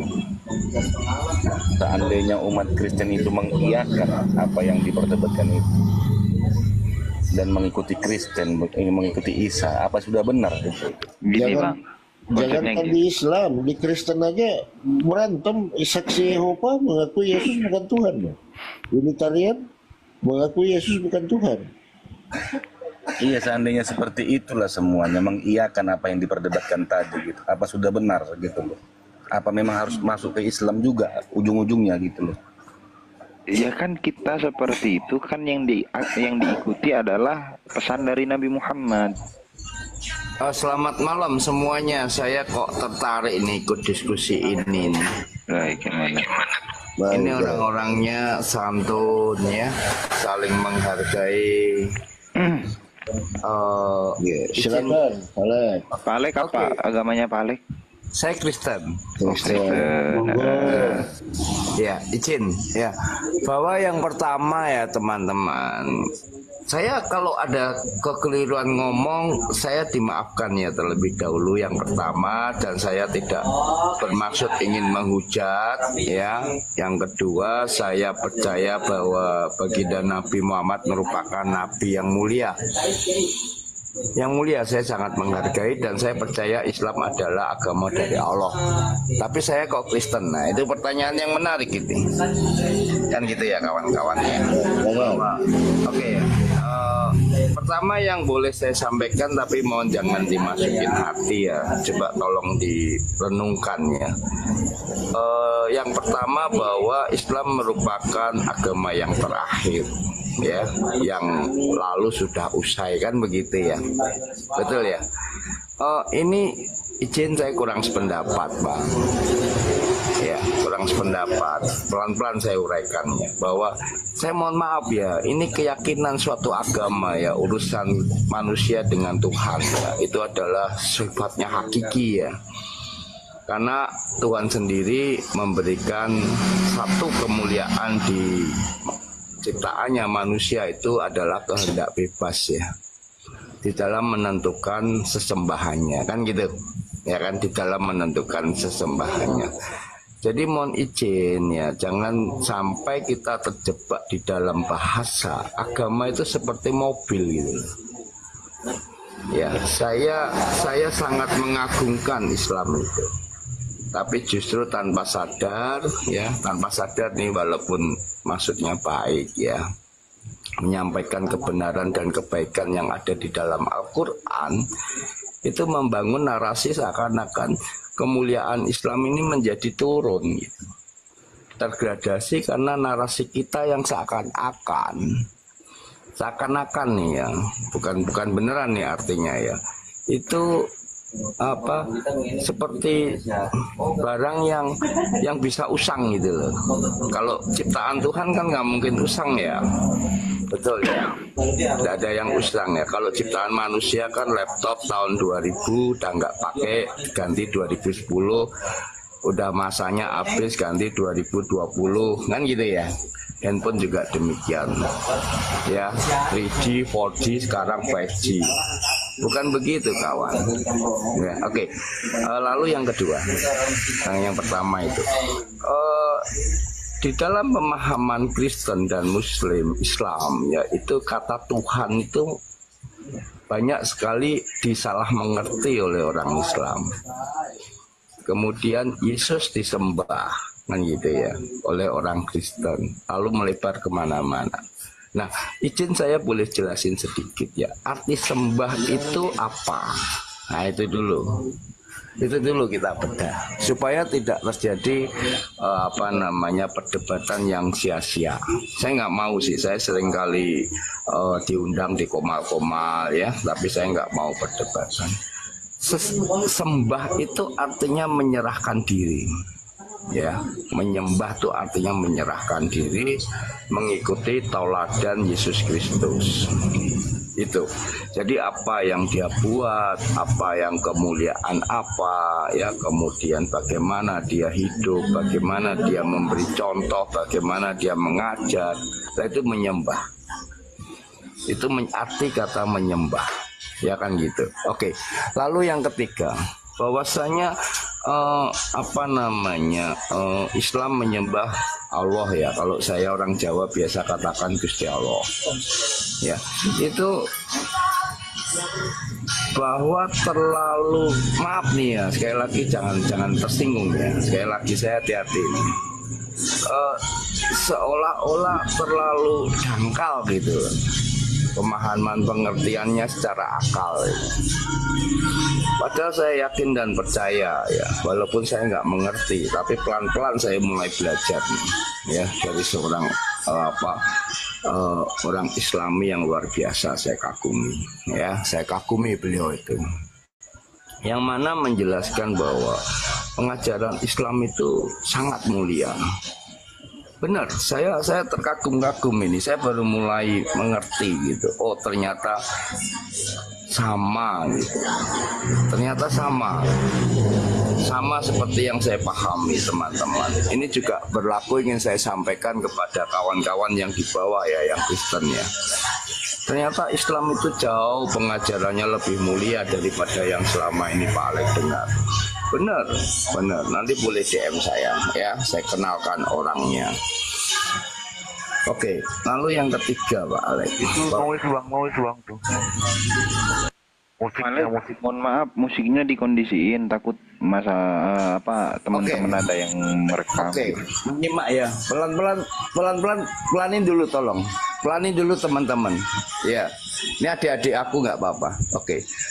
Bahwa terlalu sangat mulia ajaran Islam itu kawan-kawan. Ya, ini saya bicara sebagai orang Kristen nih, serius saya. Saya terkagum-kagum 6 bulan ini saya belajar, ya. Saya sama beliau ini. Wah gitu. Wow gitu. Terkagum-kagum saya kawan. Bener. Oh ternyata gini ya, contohnya menjadi seorang Islam itu adalah hidayah. Contohnya ya kan, beliau membantah, salah Pak Alek. Waduh, bukan hidayah Pak Alek, tapi rahmatan lil alamin. Maksudnya gimana Bang? Begini. Wow. Begitu Pak. Jadi apa ya, saya sebagai orang Kristen mungkin jauh lebih ingin mengerti gitu dibandingkan hal-hal pengajaran tentang keislaman secara dangkal. Jadi kalau saya nanti jadi Islam berarti rahmatan lil alamin ya. Maaf kalau ada kalimat yang salah. Iya Pak Alek begini. Seperti itu Bang. Seperti itulah. Oke, lalu yang keempat. Izin masih boleh saya sampaikan? Silakan Mas, silakan. Poinnya Mas. Oke, bahwa agama memang diciptakan oleh Tuhan ya. Anda menyebutkan Allah, kami menyebutkan Bapa ya, atau Yahweh, orang dari sana lah, saya nggak mau sebutin takut salah ya. Yahweh, ada Elohim, ada apalah sebutan mereka sesuai dengan konteks bahasanya. Lah mau saya jelaskan di sini. Mohon maaf kalau saya salah. Bahwa Tuhan menciptakan banyak agama. Kan gitu tadi narasinya. Yang membuat agama itu adalah manusia. Manusia sesuai dengan zamannya, sesuai dengan keadaannya. Ada zaman jahiliyah, ada zaman orang-orang Taurat, Farisi dan lain sebagainya yang kelihatannya beribadah tapi sebetulnya hatinya tidak kepada Tuhan. Lalu ada zaman Musa dan lain sebagainya. Nah, itulah kemahakuasaan Allah. Saya boleh ya meminjam kata Allah ya, karena saya sangat memuliakan orang Islam. Nah, saya selalu datang di Komal sebagai penyejuk. Bahwa bukan Tuhan yang menciptakan banyak agama, tapi manusia sekali lagi ya. Karena Tuhan tahu dia di dalam satu daerah, di dalam satu zaman dibutuhkan nabi yang begini gitu. Kan begitu. Misalkan di zaman-zaman Nabiliyah jahiliyah, Allah menurunkan nur kepada Nabi Muhammad. Saya dikasih pemahaman yang lebih dalam lagi tentang Nabi Muhammad. Nabi Muhammad itu merupakan nur loh Pak Alex, cahaya daripada Allah. Saya mendengar, oh ya benar ini. Setuju saya Bang. Nah kami bisa berdiskusi. Oke, ya saya lanjutkan bahwa bukan Allah yang menciptakan banyak agama, tetapi Allah memang menurunkan banyak mode nabi-nabi sesuai dengan kebutuhan di zaman itu. Nah, sekarang pertanyaannya, ketika di zaman awal atau kita bilang tahun 01 atau 04 ketika Kristus lahir ya, saya nggak tahu tepatnya, jangan berdebat. Nah, itu dibutuhkan sosok seorang Yesus. Ya. Namun ketika orang itu percaya dan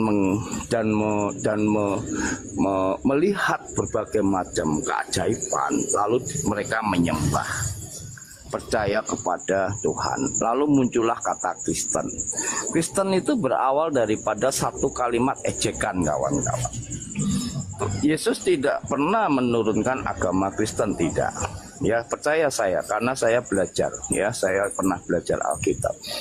Ya, tapi saya tidak ingin mempromosikan, ya. Saya kalau ada Islam yang mana taat beragama, saya senang. Ya, kalau Jumatan saya bersama kawan saya yang Muslim, dia lupa tak pinggir ke saya ono masjid. Apa Pak Alek, gue Jumatan sih. Gitu. Oh, siap Pak Alek gitu. Jadi kami seperti itu. Demikian juga saya. Pak Alek, hari Minggu ke gereja nggak? Iya Pak. Iya Mas. Oke lah, nanti acaranya habis pulang gereja kita kumpul ya. Oh siap. Jadi itu menunjukkan betapa besar kuasa Allah ketika Dia menciptakan ya manusia-manusia yang bisa seperti ini gitu. Paham ya? Jadi saya tidak ingin mengiristankan Anda ya, demikian juga saya ingin belajar Islam, tapi mungkin kalau itu merupakan keyakinan saya yang ke depan, bisa jadi saya menjadi Islam. Tapi ada satu gerakan roh, yaitu nur, yang akan turun kepada saya yang dikatakan rahmatan lil alamin, kan begitu ya. Bisa saya mengucapkan 2 kalimat syahadat, bisa dong ya kan, tapi tidak bisa saya asal. Saya harus betul-betul itu lahir dari manusia roh saya. Oke, lalu mengapa terjadi perdebatan? Nah, ini pertanyaan yang menarik ini. Saya mau mencoba ya menyampaikan, mohon maaf kalau salah ya. Saya selama bertahun-tahun mengikuti Komal ini. Lalu saya minta Tuhan supaya memberi pencerahan kepada saya. Mengapa sih kok terjadi perdebatan? Padahal dua keyakinan ini menurut saya betapa agung. Mohon maaf kawan-kawan yang Kristen ya. Ini Alex betul, bukan saya lalu dikatakan oh Pak Alex itu menyamar, tidak ya. Saya paham apa yang Anda ingin tanyakan tentang kekristenan. Lalu yang kemudian dua keyakinan agama ini mesti berdebat. Ada apa sih Pak Alex? Ya, coba disampaikan. Bahwa yang pertama, ya, kekristenan itu suatu jalan hidup untuk dibentuk manusia rohani. Ini bukan berdasarkan asumsi ya. Ada di dalam Injil dikatakan ya, jika engkau hidup menurut daging ya, jika engkau akan binasa, engkau akan mengikuti keinginan-keinginan daging, yaitu dosa ya. Seperti itu, nafsu kalau orang Islam bilang. Tapi kalau engkau hidup mengikuti keinginan roh, ya engkau akan hidup sesuai dengan kehendak Allah. Engkau akan menjadi berkat, menjadi terang bagi dunia. Nah, di Al-Quran juga ada yang seperti itu bahasanya. Itu kawan-kawan. Jadi tidak ada sedikit pun ya. Menurut saya nih, mohon maaf ya, pendalamannya ini sangat dalam kedua keyakinan itu. Tidak ada perbedaan. Hanya sekali lagi kawan-kawan, betul tadi disampaikan oleh salah satu teman saya, ada terjemahan yang diutak-atik. Kan gitu. Diutak-atik lah. Lalu bagaimana Tuhan atau Allah yang disembah oleh Kristen untuk menyiasati ini, kan gitu ya, bukan akal-akalan Allah, bukan ya, bukan. Tetapi bagaimana caranya, yaitu makanya Tuhan bilang bahwasanya engkau harus berdoa di dalam roh. Pada intinya apa Pak Alex? Mohon maaf ya, karena bingung juga saya menyimak, mau ditanggapi yang mana kalau terlalu banyak Pak Alex. Oke, nanti boleh dicatat dulu kawan ya, kalau memang ada dicatat satu-satu boleh ya. Oke, maka tadi saya kan udah izin dulu. Pada intinya kedalaman pemahaman Islam maupun kedalaman pengajaran Kristen itu sangat dalam, melebihi akal pikiran manusia. Betapa agung dan mulia dua keyakinan itu. Itu pendapat saya. Silahkan. Cuman begini Pak Alex. Menurut Pak Alex, kan sebagai seorang Kristen Pak, ini kalau secara Alkitabiah ataupun Bible itu sendiri, menurut Pak Alex, langsung ke poinnya aja Pak. Siapakah Yesus menurut Yesus? Silakan Pak.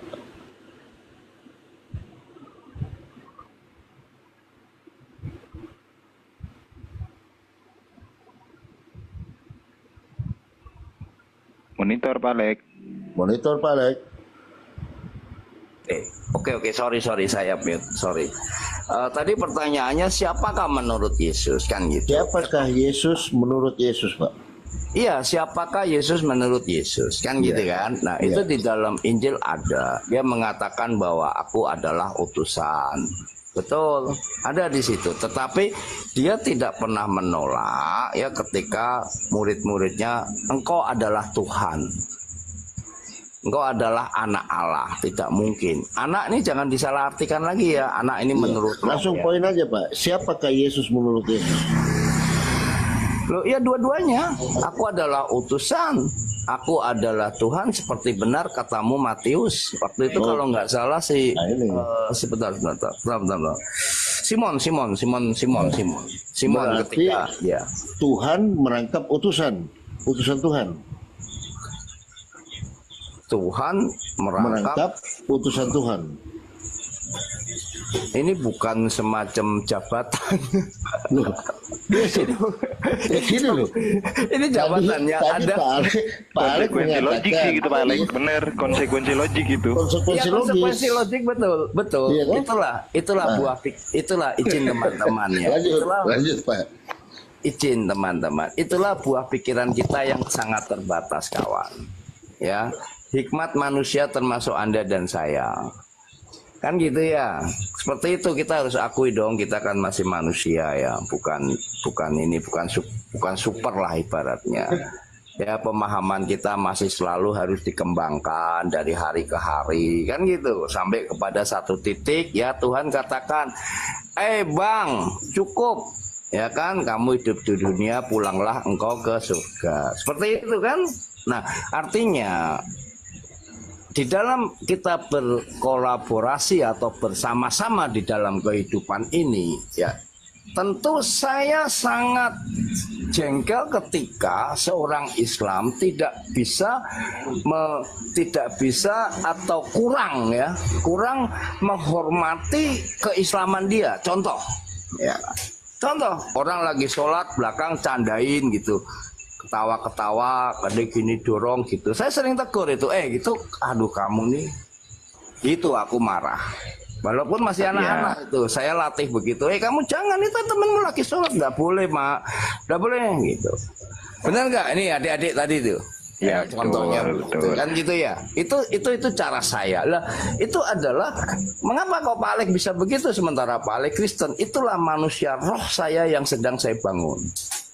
Nah, artinya sebagai teman-teman sahabat Muslim membangun manusia roh. Begitu juga kami, ya. Otomatis ketika Anda sudah menjadi manusia roh secara Islam, baru disebut kalau nggak salah ya marifat. Kalau nggak salah nih, saya mohon maaf kalau salah ya, hakikat marifat, pemahamannya bukan syariat. Ini saya mohon maaf kalau salah, ya. Nah, di dalam kekristenan disebut engkau sudah hidup di dalam roh, sifat-sifat roh. Ya, begitu juga Islam dengan bahasa sendiri ya. Jadi saya kok tidak pernah setelah saya bertemu dengan saudaraku yang luar biasa ini ya, saya kok semakin lama semakin hari semakin dekat sekali antara Islam dan Kristen. Tidak ada tidak ada dinding pemisah di dalam pengajarannya. Itu saja kawan. Saya mohon maaf, saya bukan mau berkhotbah, saya juga bukan mau bukan. Minta maaf saya. Silakan. Ya, gini Pak Alek ya. Dalam Islam itu jelas. La ikraha fid din qad tabayyana ar-rusydu minal ghayy. Tidak ada paksaan untuk memasuki agama ya. Dalam beragama itu tidak ada yang namanya paksaan. Tah Pak Alek Kristen, kayak Hindu, kayak Buddha, kayak kita lepas semua itu, kita serahkan semua itu kepada Pak Alex. Karena yang bisa memilah dan memilih itu adalah pribadi masing-masing. Disitulah keadilan Islam. Rahmatan lil alaminnya Islam itu di situ. Kita merangkul semuanya. Kita menghormati semuanya. Asalkan kita mau bertoleransi satu sama lain. Kecuali ada yang mukul duluan, nah jangan salahin kalau dipukul, karena dalam Islam itu kita mementingkan keadilan, bukan kebaikan. Baik belum tentu adil juga, tapi kalau adil itu pasti baik. Kemudian Pak Alek mengatakan nyinggul-nyinggul tentang agama, Tuhan menurunkan beberapa agama, enggak. Dalam Al-Quran juga saya ngomong balik. Walau sya'allahu la ja'alakum ummatan wahidah walaki yudillu may yasha wa yahdi may yasha wa la tus'alunna amma kuntum ta'malun. Seandainya Allah berkehendak, niscaya Dia menjadikan satu umat saja. Itu balik. Akan tetapi Dia menyesatkan siapa yang dikehendaki dan memberi petunjuk kepada siapa yang Dia kehendaki juga, berdasarkan kesiapan untuk menerima petunjuk. Kalau Pak Alex siap menerima petunjuk, akan diberikan petunjuk. Kalau mau nggak dikasih petunjuk, ya udah nggak akan dikasih petunjuk. Allah ngasih pilihan di situ. Nah, kamu pasti akan ditanya tentang apa yang kamu kerjakan. Itu konsekuensinya Pak Alek. Jadi Allah menyerahkan semuanya tuh. Pilihan di tangan kalian, tapi konsekuensi pula itu juga di tangan kalian. Kalau kalian itu benar, ya kau selamat. Kalau enggak benar, ya jangan minta selamat. Kau aja enggak benar, kan gitu Pak Alek ya. Jadi Pak Alek, pada intinya manusia ini diberikan Allah suatu instrumen yang tidak diberikan kepada makhluk yang lain. Itu namanya akal, Pak Alek. Akal itu gunanya bukan memilah antara yang baik dan yang buruk, bukan. Tapi akal itu bertugas untuk memilah dan memilih mana yang benar dan mana yang salah. Kalau seandainya Pak Alek tidak menggunakan akal itu dengan sebaik mungkin, meskipun Pak Alek mengatakan ini baik, belum tentu pula yang baik itu adalah hal yang benar. Tapi hal yang benar itu pastilah adalah hal yang baik. Itu kita pasti setuju di situ, Pak Alek. Makanya dalam Islam juga banyak afala ta'qilun, afala tatafakkarun, apakah kalian tidak mempunyai akal? Apakah kalian tidak berpikir? Itu Pak Alek. Bukan cuma dengan perasaan, oh kalau kurasa ini benar, kata Pak Alek itu adalah rohani ya. Itu nggak bisa, Pak Alek. Karena perasaan itu nggak bisa menentukan mana yang benar dan mana yang salah. Tapi perasaan itu bisa juga dibuat pengukur untuk menimbang antara yang mana yang benar dan yang paling benar tuh. Yang sudah baik dan yang paling baik. Itu bisa. Tapi kalau sudah sinkron nih, sudah kontras antara yang benar dan yang salah, nggak bisa itu, Pak Alek. Dibuat untuk jadi parameter menentukan hal benar salah, nggak bisa. Bisa dibuktikan seperti apa? Bisa. Contoh nih, Pak Alek ditutup matanya, kemudian saya bawa satu benda, Pak Alek ini warna apa? Kalau Pak Alek tidak melihat ini benda, tidak menggunakan akal Pak Alek, cuma mengandalkan perasaan, nggak bisa ini. Akan dikatakan benar Pak Alek. Yakin aku. Makanya untuk menentukan benar dan salah bukan menggunakan perasaan Pak Alek, tapi menggunakan akal. Sekian, terima kasih. Oke, boleh ya saya diskusi ya Bang ya. Sekali lagi tadi yang boleh saya ralat satu kalimat yang mungkin salah mendengar karena mungkin sinyal saya kurang bagus ya.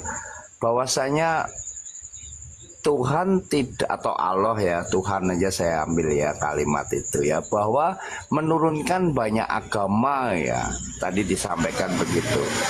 Izin, saya tidak menyatakan itu ya, itu klarifikasi saya ya, itu yang pertama. Saya hanya menyatakan agama itu kenapa banyak, kan gitu tadi pertanyaannya. Ini Hindu, Buddha, Islam, Kristen dan lain sebagainya. Itu yang membuat ini juga yang memiliki pengajaran yang menyampaikan manusia. Yang pertama itu ya, termasuk diri Kristus, Yesus Kristus, dia datang sebagai manusia. Ya begitu juga yang lain. Kalau Buddha Gautama ya, Siddhartha Gautama. Nggak mungkin Tuhan akan datang sendiri ngomong gitu kan. Aku gini, orang malah pada lari kan, ada suara nggak ada orangnya. Pasti manusia. Itulah cara kerja ya, cara kerja Gusti Allah. Yang pertama itu. Jadi bukan Tuhan yang membuat agama banyak, tetapi yang ingin saya sampaikan, Tuhan menurunkan kebenaran dan kebaikan ya, ke belas asih ya dan lain sebagainya. Itu sesuai dengan zamannya yang betul tadi. Ya, maka terciptalah berbagai macam agama. Kan gitu ya, yang terjadi kan begitu ya.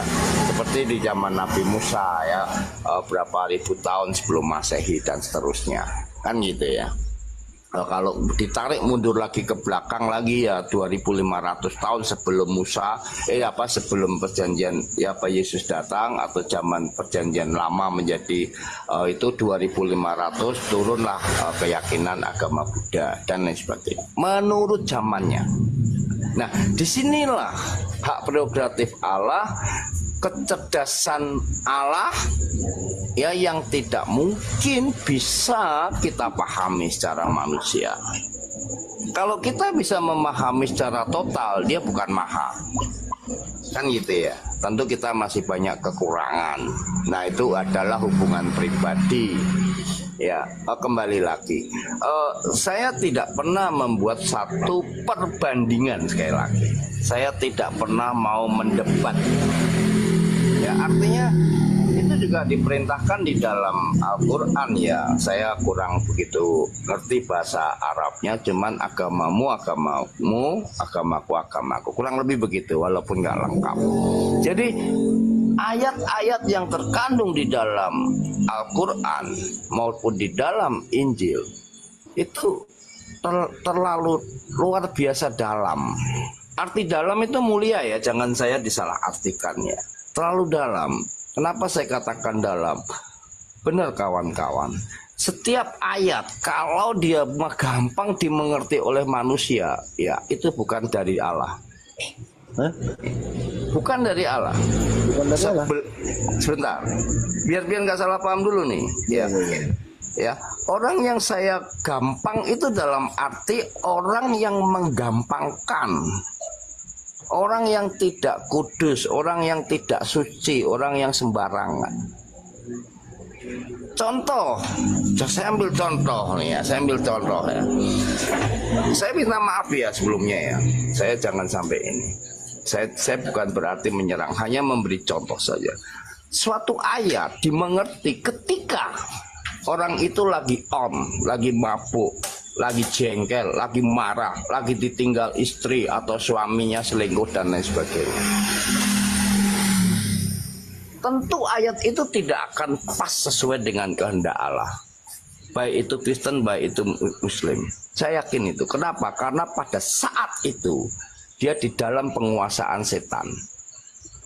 Itu yang saya maksud. Ya, jadi jangan salah pahami nih, Pak Alex dalam nih untuk berbicara. Ketika kita duduk, ya, kita sholat, kita berzikir, kita melakukan pendalaman, ya kan, dan itu kemudian kita bisa mengerti, di situ pas. Demikian juga di Kristen. Ketika dia mendapat penyampaian satu firman, dia lagi gitaran, dia lagi mabuk, ya, itu nanti kemana-manain pengertiannya. Nah itu yang saya maksud kawan. Itu yang saya maksud. Bukan saya ingin berkhotbah atau berini ya, cuman nggak tahu kenapa hati saya terpanggil untuk masuk. Saya sangat menghargai, saya sangat memuliakan keyakinan sahabat-sahabat saya. Mengapa? Karena suatu keyakinan jika dia sudah berusia lebih dari 1400 tahun, tidak mungkin itu tidak.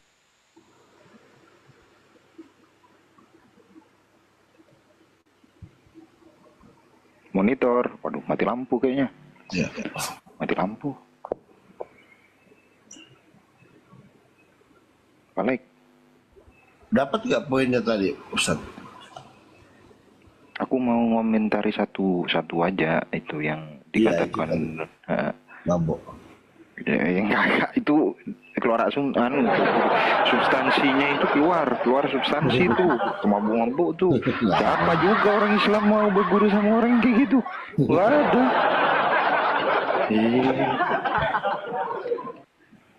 Mati lampu. Lanjut ke Papa Muda, Bang. Monitor Bang Papa.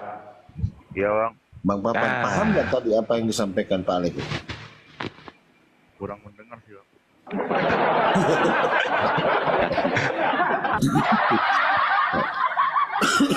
Satu lagi ya, dikatakan bahwasannya lakum dinukum waliyadin, agamamu, agamaku.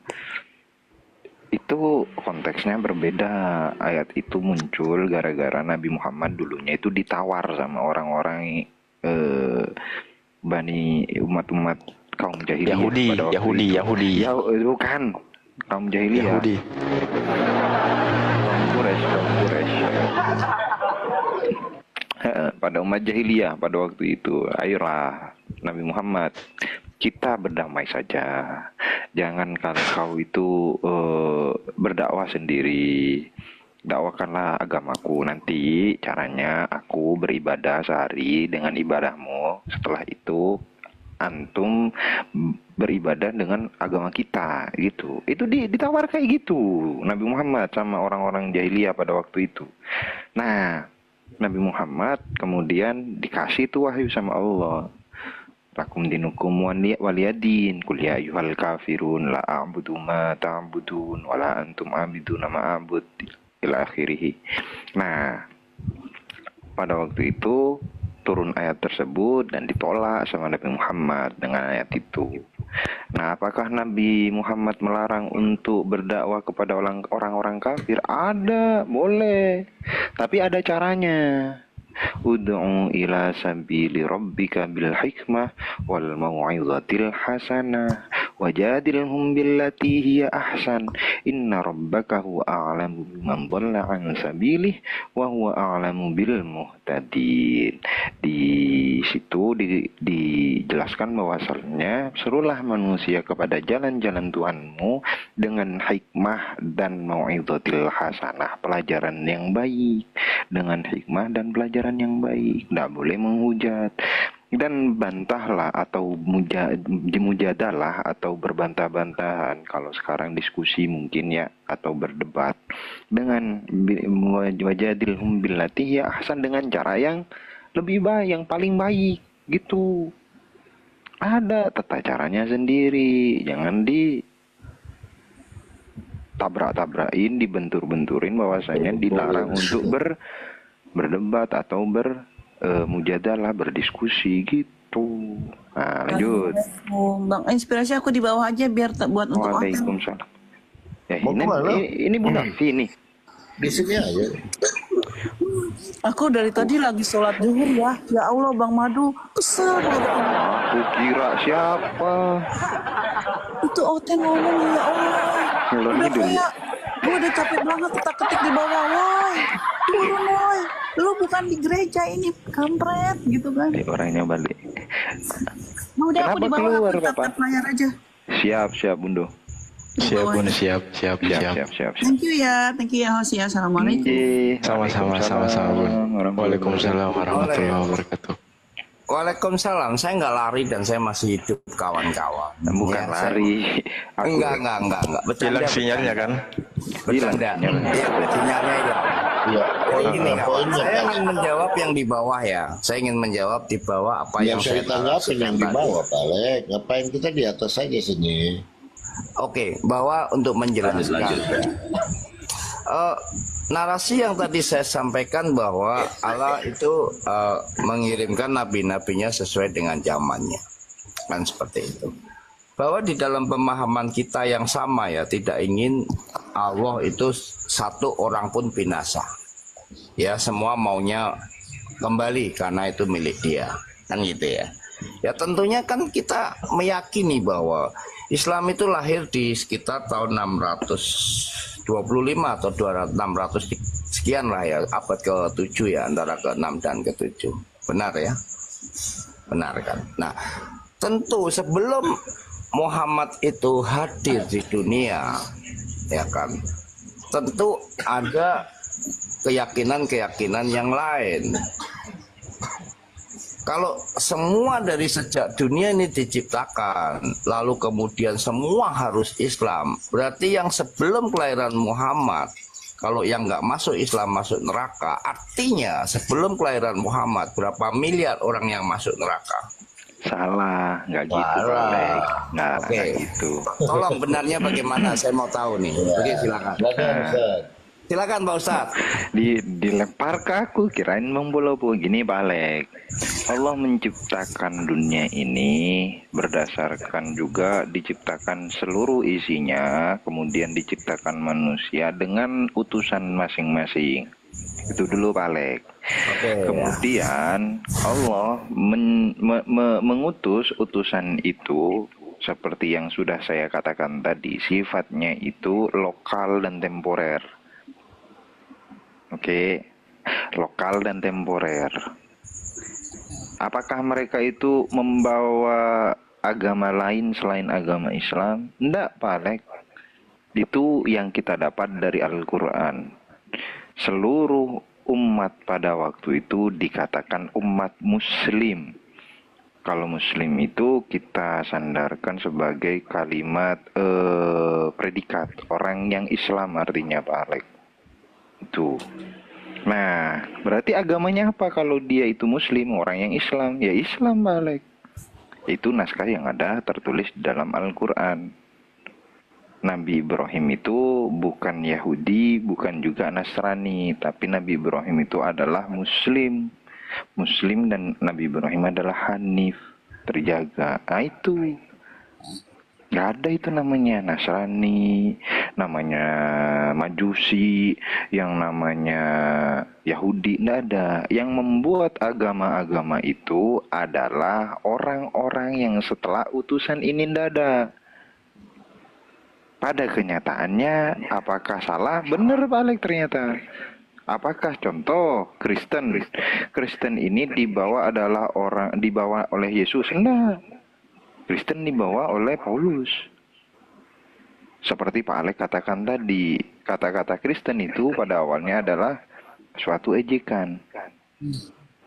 Iya kan? Tidak disahkan juga sama Yesus ini agama Kristen.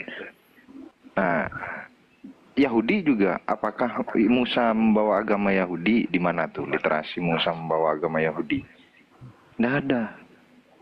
Yang membuat agama ini berubah adalah orang yang memberontak, yang ada kepentingan, yang setelah Rasulnya wafat. Disitulah kesesatan muncul. Makanya, Pak Alex, di zaman Nabi Muhammad mendefinisikan dua golongan. Satu namanya golongan ahlul kitab. Kemudian yang satu golongannya kafirun. Orang-orang yang menutup diri yang bukan golongan ahlul kitab. Siapakah orang-orang ahlul kitab? Yahudi wan Nasoro, yang masih memegang ajarannya Nabi Isa dan Nabi Musa. Nah, mereka masih tergolong orang-orang muslim pada waktu sebelum Nabi Muhammad itu diutus sebagai nabi. Masih muslim mereka, masih hanif, masih terjaga. Bahkan Nabi Muhammad mempunyai keluarga di atas-atasnya, seperti kakeknya, ayahnya, itu orang-orang yang hanif, orang-orang yang tidak menyentuh kepada kekafiran, masih memegang agamanya atau ajarannya Nabi Ismail. Itu Pak Alex. Jadi harus dibedakan nih, mana yang ikut ajarannya Nabi, mana yang sudah melenceng dari ajaran Nabi. Setelah Nabi Muhammad muncul nih, semuanya disatukan sama Nabi Muhammad. Makanya dikatakan Nabi Muhammad itu adalah rahmatan lil alamin, untuk seluruh alam. Di sini nih bedanya gitu Pak Alex. Bukan yang dulu ndak selamat, ndak ngikut Nabi Anda selamat, ndak ikut Nabi Anda binasa, gitu aja. Oke. Terima kasih Pak Ustadz. Asik ini malam ini saya bisa diskusi sama Pak Ustadz. Saya ingin bertanya ya satu hal, yang bagaimana kalau dia komunitas Hindu atau Buddha? Saya ingin tahu betul bagaimana hukumnya. Kan dia juga tidak mengenal Ishak, tidak mengenal yang namanya Musa, tidak mengenal Ismail juga. Itu bagaimana Pak Ustaz? Oke, jadi gini, dalam Al-Quran juga dikatakan bahwasanya Allah tidak akan mengadab suatu kaum kecuali di situ ada utusan yang sudah diutus oleh Allah untuk kaum tersebut. Gitu Pak Alex. Jadi kalau ndak kebagian utusan, mereka dikatakan masih orang-orang yang primitif banget, tidak mengenal Islam sama sekali, tidak mengenal ajaran dari Allah sama sekali. Allah adil di situ. Itu Pak Alex. Oke, menarik ini. Saya perdalam lagi Bang, boleh Bang? Pak Ustadz, boleh Pak Ustadz. Pak Ustadz, karena izin saya biasa memanggil Abang karena usia saya hampir 60. Nggak masalah lah, Abang aja. Mohon maaf, Pak Ustadz, mohon maaf. Abang aja nggak apa-apa, Pak Alex. Lebih enak ya, lebih akrab, lebih familiar ya. Oke. Bahwa Pak Ustadz, terima kasih Pak Ustadz. Bahwa bagaimana ketika Buddha ya, sang Buddha yaitu Siddhartha Gautama diutus kepada kaum atau manusia ya di dunia ini. Lah ini bagaimana penghukumannya Pak Ustadz? Gini Pak Alex, saya kembali ke perkataan saya yang tadi. Apakah dia itu adalah nabi? Misalnya kita tidak tahu juga apakah dia nabi atau bukan.